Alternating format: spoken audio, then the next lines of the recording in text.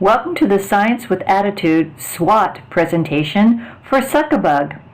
Students assemble an aspirator to use during a no-touch collection of small bugs. Hello everybody, I'm Kim.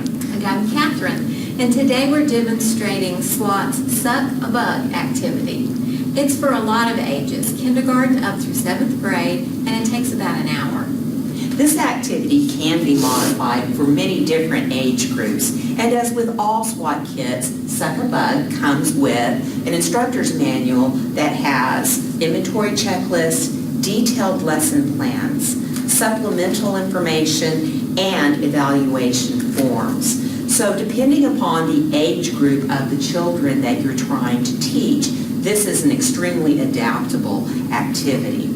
So Catherine, are you ready to begin? I'm ready. Well, the first thing we're going to do is I want to show you the aspirator I made before I came today. Can you see this? I do. And you said aspirator? Aspirator, very good. An aspirator is a tool that we can use in science to use suction to capture, in this case, insects.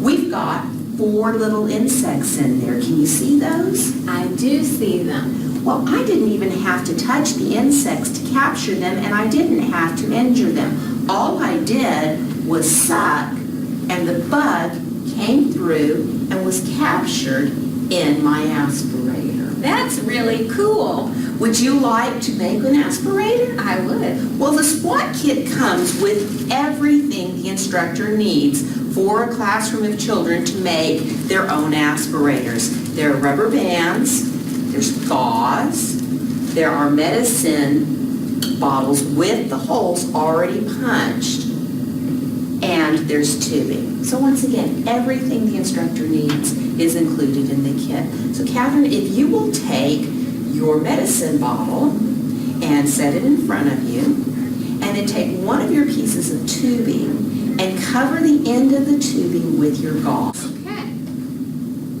And even though we're not touching the insects in this activity, you'll want to keep safety in mind and not intentionally target stinging or biting insects. Very good, that's a good reminder. And if any children know that they are allergic to certain insects, extreme caution needs to be taken because we don't want anyone to have an allergic reaction. All right, Catherine, you've done that very well. Now, if you'll take a rubber band and hold the gauze in place.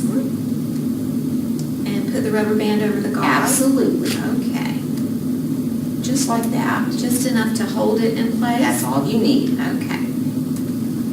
How's that? That's great. Now, we need to take the lid off the medicine bottle, and if you will, pull this through the hole, just like that, so that the gauze is on the inside of the medicine bottle. I see.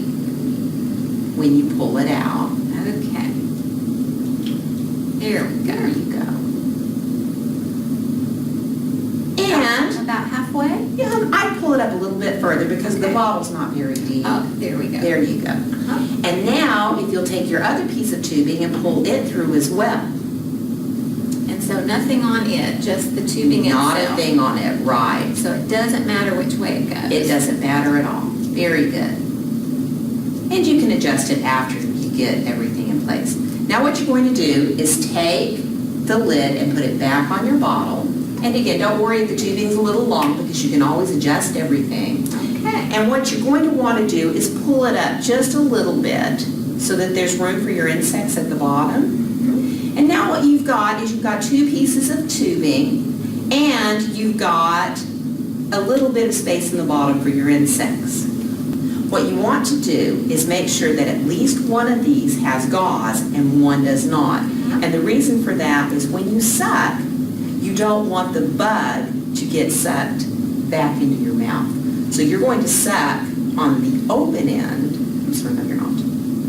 And so you're going to suck on the side with the gauze, and the bug is going to come through on the open end. That makes sense. Let's try it out and see if it works. Instead of insects, I've got some sprinkles, which are also included with the kit, that you can use to substitute instead of insects. So try it out and see if it works, Catherine. Okay. So I would just put the the end of the tube that's completely free Right. in front of what I want to suck. Right, and keep your mouth protected with the side with the gauze. That way the bug won't come into your mouth. Okay. Oh, I got one. You got one. See if I can do Outstanding. another.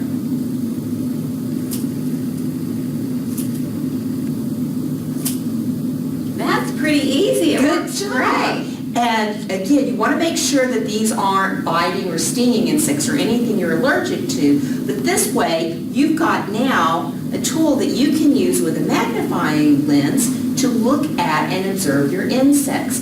Why would you want to look at and observe insects, Catherine? Why are insects important? Well, insects are important, first of all, because they're pollinators, so they help reproduce our food. I think about bees, for example, make honey. That's great. And insects also serve as food for other animals, so they're important in our food webs and food chains.